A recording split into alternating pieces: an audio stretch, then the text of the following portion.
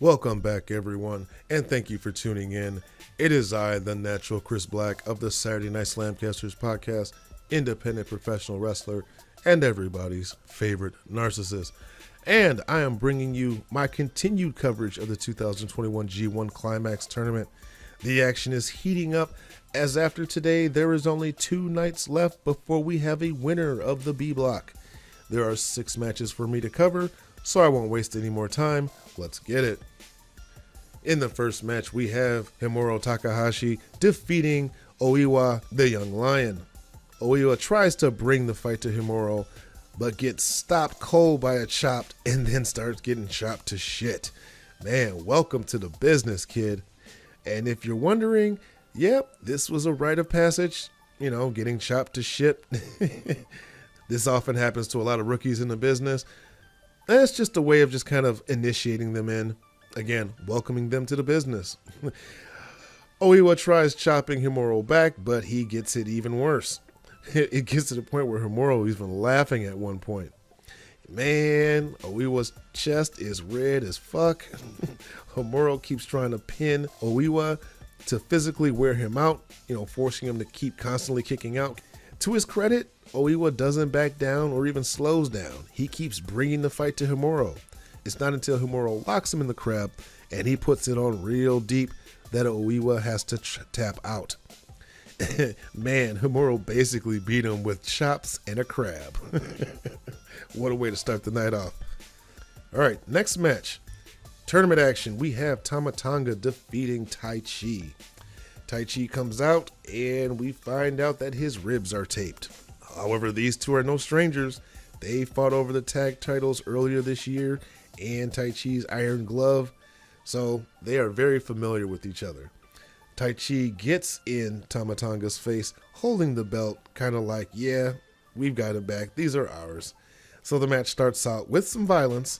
They're fighting and there's no need to feel out each other. Tama takes the lead, starting to work over the ribs and doing a damn good job at it too. This is great storyline wise because with injured ribs, something as simple as breathing can be very painful. However, Taichi's kicks are his equalizer and allows him to dish out some punishment, so then he snatches off the pants and we know that means business. We have a good back and forth fighting between the two, Taichi trying his best to fight off the Tongan, but the ribs may be a big factor going into the last third of this tournament. He is able to block one gun stun, but then falls victim to the second. Tonga picks up the 2 points. All right, up next we have SANADA defeating Yoshi-Hashi. SANADA is exerting his dominance in the early stages of this match. Yoshi is fighting hard to take SANADA down, and after a trip to the outside, he does gain control of the match. Yoshi is very underappreciated as a striker. He has some extremely hard sounding chops, and at one point has SANADA at his mercy most of this match. I mean, dude is a scrapper. He tries a swanton, but SANADA gets his knees up. They start trading forearms, with Yoshi coming out on top. Once again, he's in control of this match. SANADA is forced to kick out of a bunch of pin attempts, taking a page out of Hiroki's Takahashi with the Young Lion, forcing him to exert his energy trying to kick out of multiple pin attempts. SANADA gets a rope-supported TKO, and then he locks on the skull end, really wrenching it back, and the ref has no choice but call for the bell since Yoshi is not responding. So SANADA barely escapes the loss and picks up 2 more points. Next match, we have Kazuchika Okada defeating Chase Owens.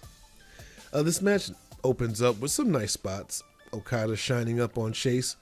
Chase turns things around after he's putting his knees up when Okada tries a senton over the top ropes from the apron, and he starts working over the neck and back of Okada. Okada, not being a dead fish, fights back at every chance he gets. He hits a DDT on the outside, throws Chase in at the count of 14, locks in the money clip, but Chase is able to escape. But Okada is starting to build momentum as it's harder to keep Okada down. Chase has been having some pretty good matches thus far in the tournament, and he's actually holding his own against Okada. That's kind of a big deal. Okada keeps applying the money clip. Chase keeps finding ways to get out. He goes for the package pile driver, but Okada escapes. hits the tombstone, and after some more back and forth fighting, puts on the money clip, and this time rolls Chase onto his stomach like a crossface and gets the submission that way. Okada is now 7-0 for the tournament, 14 points. In the next match, we have Evil defeating Hiroki Goto. Okay, before I start this match, in my last review, I forgot to mention, I thought that in Evil's last 3 matches, he'd be fighting both Cobb and Okada.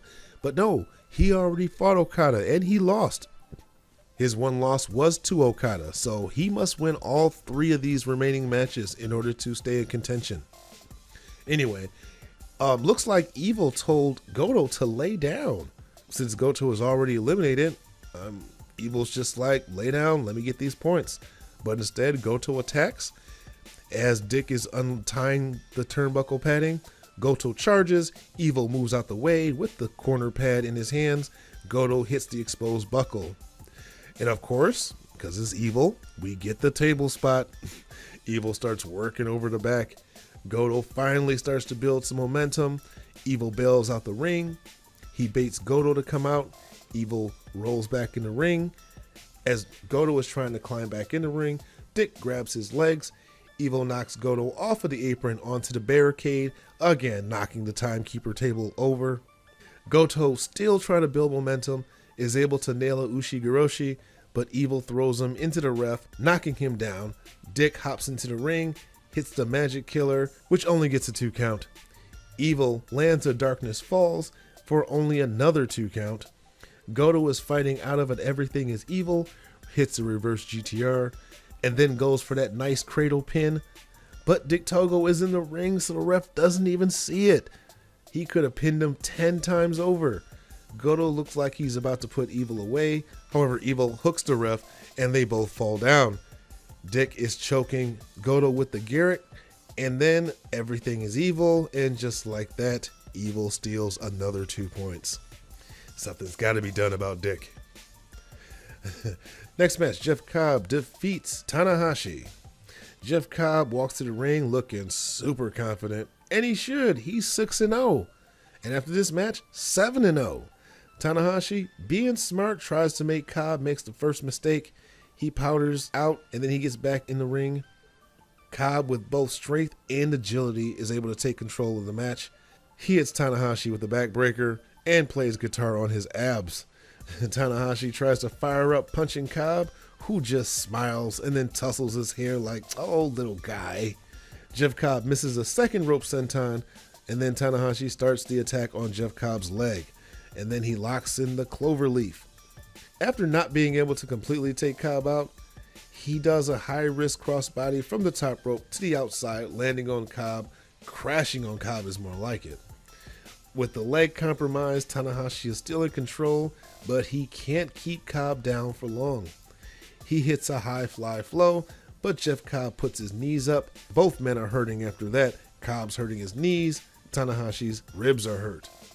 As they both fight up, Cobb attempts a spin cycle, but it is reversed into a sling blade. Tanahashi tries a crossbody, but then he gets caught and then picked up on the shoulders, and Jeff Cobb gives him an F5. More like a F500. Jeff Cobb then pulls him in for the Tour of the Islands, and still undefeated, Jeff Cobb 7 matches to 0. Woo! So let's get to some of these points. At the bottom with 2 points and eliminated, we have Chase Owens. At 4 points, also eliminated, we have Tama Tonga, Hiroki Goto, Yoshi-Hashi, and Taichi. At 6 points, unfortunately also eliminated, we have SANADA, damn shame, and Tanahashi.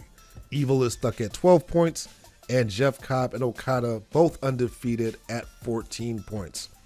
Now I know I've got Evil predicted to win. Like I said, he has to win all of his remaining matches. Okada and Cobb has to lose 1 each.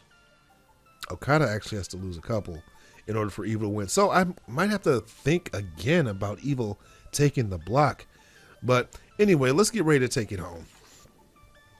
I want to thank you all for tuning in to all of my reviews of this year's G1 Climax tournament.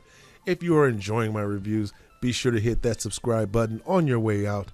Remember, my goal is to hit 100 subs before the end of October. The only way I can make that happen is if you guys hit that subscribe button.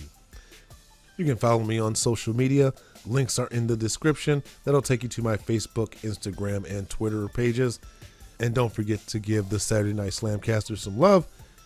Links are in the description. That'll take you to our podcast hosting site, our YouTube channel, Facebook page, and our Facebook group.